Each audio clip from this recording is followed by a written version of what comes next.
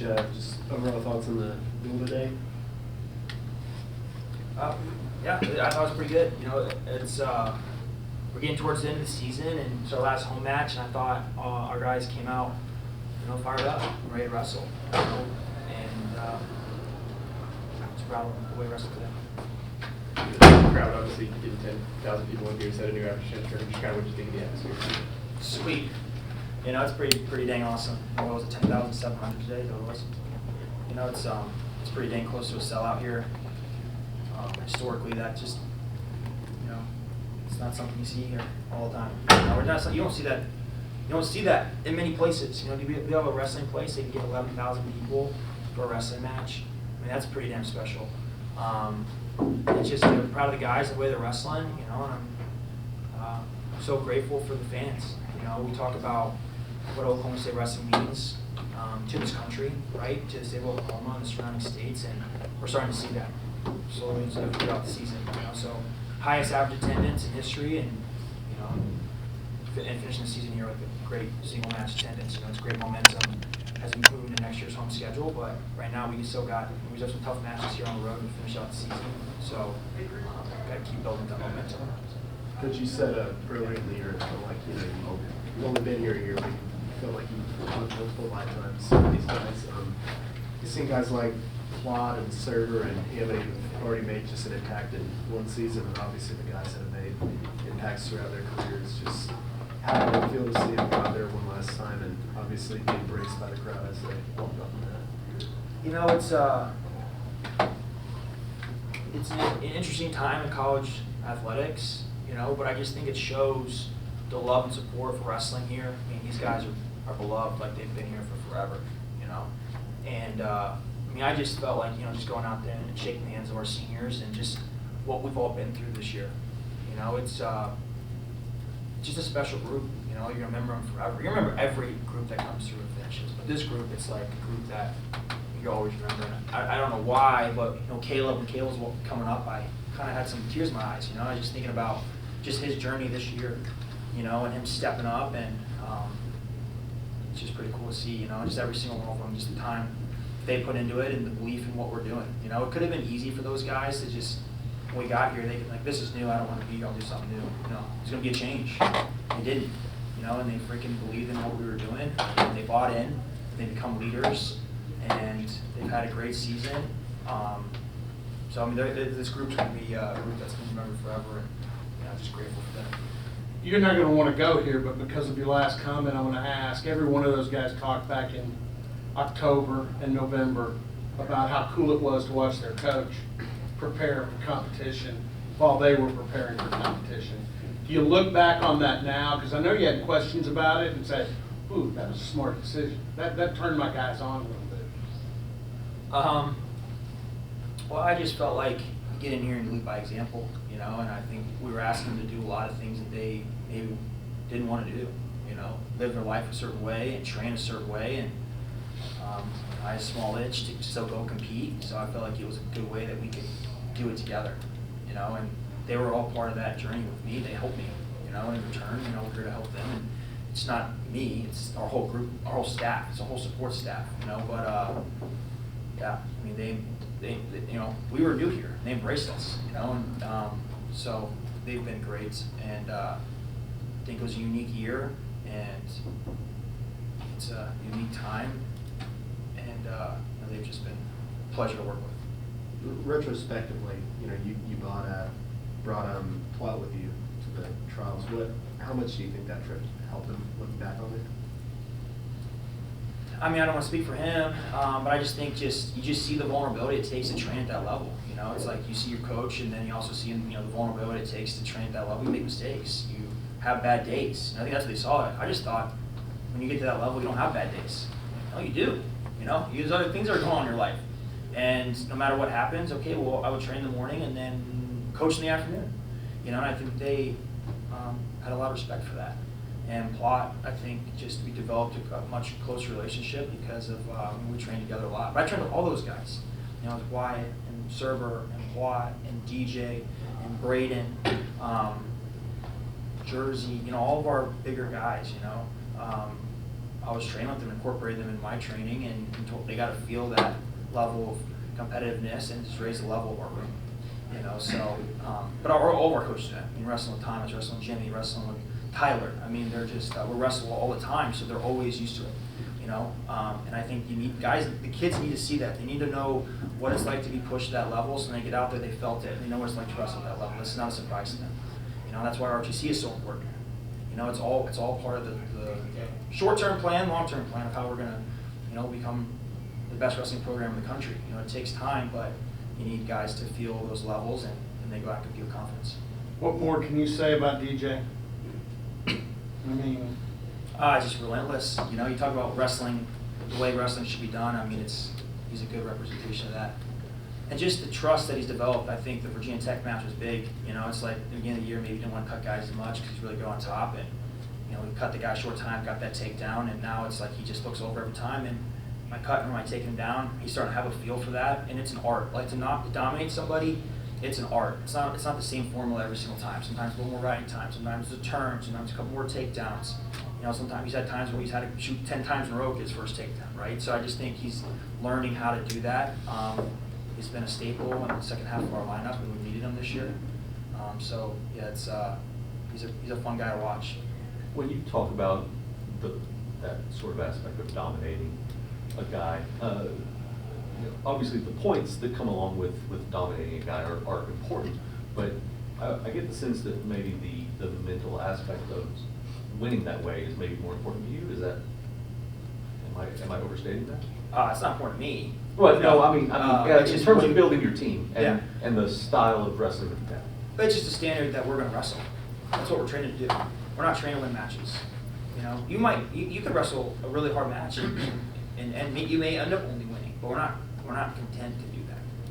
You know, and it takes comfortability, it takes confidence, it takes skill, it takes a lot of things to do that. You know, and it's just look, guys start leading by example and it starts to trickle down. So, you know, we're programmed. We're going to keep scoring. That's what we're going to do. You know, it's kind of funny once you do that, you just get held to that standard right away. And it's not always that easy, but that's what separates good wrestling, great wrestlers, and good programs and great programs. And we're just got to keep building that reputation. when you say that, Steve gave Cameron and me a pretty good run tonight. I mean, and he wrestled well. It's a 2-1 match.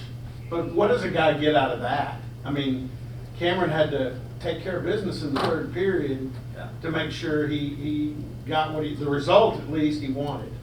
That's been Cam's specialty, right, in his career. I mean, he's pretty good in those situations, and I mean, I think he's pretty comfortable there. It would give himself a little more wiggle room when he goes. The match this year when he's gotten the first period takedown, he's been in situations to go get bonus points. And I think that's the formula. It's really, if you don't get the first period takedown, it makes it pretty difficult. You're in a dogfight, and but you know what? Sometimes you don't get the first period takedown. You got to find a way. And he did a good job tonight. Found a way. He's savvy. How to ride him out or get enough riding time to race that riding time clock. And sometimes just the way it goes. But Cam's a veteran. He's been around for a long time, and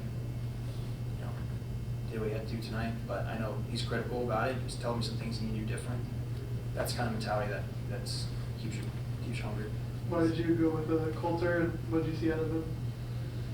Coulter's a tough kid. He was in the middle of a tournament yesterday. He was 3-0, and we said, "Hey, we need you tomorrow." He's like, "Okay." Came home. He was 5 pounds over. Got his weight down. Wrestled today. And wrestled tough. It's like, yeah, he was in there. He was in the fight today. I'm happy, proud of him. I told him that, dude, I'm proud of you. He didn't win the match today, but I'm proud of the way he fought. He's a young kid. He had some tough matches this year. Been on the road a couple times and wrestled for us at the beginning of the year and wrestled here. That's what you ask for. You ask for guys to step up when you need them, and he stepped up today. So, although he didn't win, proud of the way he wrestled. Should Tegan be back soon? I think so. Yeah, he'll be ready to go next week. Has a decision been made on 33? I think it's still trying to figure that out. I think Reese did a good job tonight. We'll see who's going to wrestle next week, but we're getting closer to figuring that out, and we got a couple more matches. The Plot wrestled pretty highly regarded guys, only a freshman, but that's kind of a trap spot for Plot with all the 10,000 people in the stands. It's the senior night. Just how did you think he handled the moment going up against something like that? Trap spot. That might be a little strong, but Yeah. don't know about that.